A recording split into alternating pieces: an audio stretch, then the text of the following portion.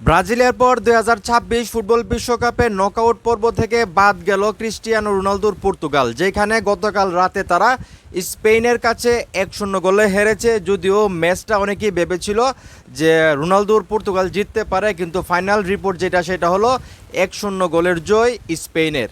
তো টোটাল ম্যাচটা যদি আমরা দেখি তাহলে বলতে হবে নকআউট পর্বে এখন পর্যন্ত যতগুলো ম্যাচ হয়েছে সবচাইতে দুর্বল ম্যাচ ছিল স্পেন এবং পর্তুগালের ম্যাচ। আপনারা ঠিকই শুনতেছেন, যারা এই ম্যাচটা দেখছে তারাই বলতে পারবে যে আদার্স যে নকআউট ম্যাচগুলো হয়েছে সেই তুলনায় কিন্তু পর্তুগাল এবং স্পেনের যে ম্যাচটা ছিল সেটা কিন্তু এতটাও স্ট্রং ছিল না, আমি মনে করবো যে দুর্বল ছিল।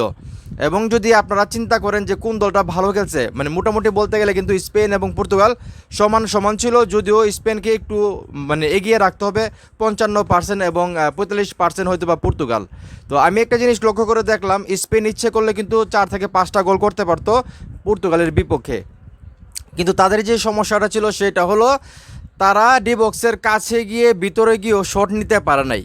মানে বারবার বল নিয়ে পর্তুগালের ডি বক্সের আশেপাশে তারা ঘুরতেছে, ডি বক্সের ভিতরে ঢুকতেছে, কিন্তু ওইখানে গিয়ে যে শট করতে হবে মানে সেই শটটা তারা করতে পারতেছে না গোল পোস্টের মধ্যে, এবং বারবার তারা বল লুজ করতেছে, মানে ডি বক্সের ভিতরে ঢুকতেছে এবং বল লুজ করতেছে, এরকম অবস্থা। যেখানে পর্তুগাল 1-2টা চান্স পাইছে কিন্তু সেইগুলো আসলে ওইভাবে কাজে লাগাতে পারে নাই, এবং যেই চান্সগুলো পাইছে সেটাও কিন্তু আহামরি যে ভালো মানে চান্স সেরকম না।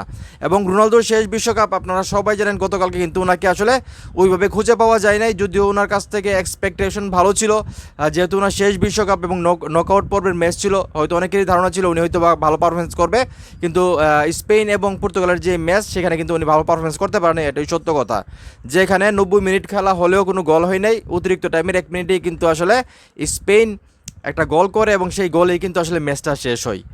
তো যাই হোক, অনেকেই ভেবেছিলেন হয়তো বা 2026 ফুটবল বিশ্বকাপটা পর্তুগাল জিততে পারে, এবং একটা ভবিষ্যৎবাণী নিয়ে অনেক হইচই পড়ে গেছিলো সেমেন্সের কার্টুনের যেই ভবিষ্যৎবাণী, যেখানে বলা হয়েছিল মেক্সিকো এবং পর্তুগাল 2026 ফুটবল বিশ্বকাপের ফাইনাল খেলবে, যেখানে মেক্সিকোকে হারিয়ে আসলে পর্তুগাল ফাইনাল ম্যাচটা জিতবে, এটা নিয়ে অনেকেরই আশা ছিল, কিন্তু সেই আশাই গুরিবালি। অলরেডি ব্রাজিলের পর পর্তুগালও আসলে নকআউট পর্ব থেকে বাদ পড়ে গেল। এবার দেখা যাক আর্জেন্টিনার আজকের ম্যাচ তারা টিকে থাকতে পারে কিনা, নাকি তারাও আসলে ব্রাজিল এবং পর্তুগালের মতো বাদ পড়ে যায়। তো গতকালকের যে রাতের যে ম্যাচটা ছিল স্পেন এবং পর্তুগালের, হার জিত ম্যাচের মধ্যে থাকবেই, এটাই স্বাভাবিক। কিন্তু নকআউট পর্বের যে আদার্স ম্যাচগুলো আছে সেই তুলনায় আমার কাছে ম্যাচটা দুর্বল লাগছে, মানে ম্যাচটা আসলে আমাকে স্যাটিসফ্যাকশন দিতে পারে নাই সহজ ভাষায় বলতে গেলে।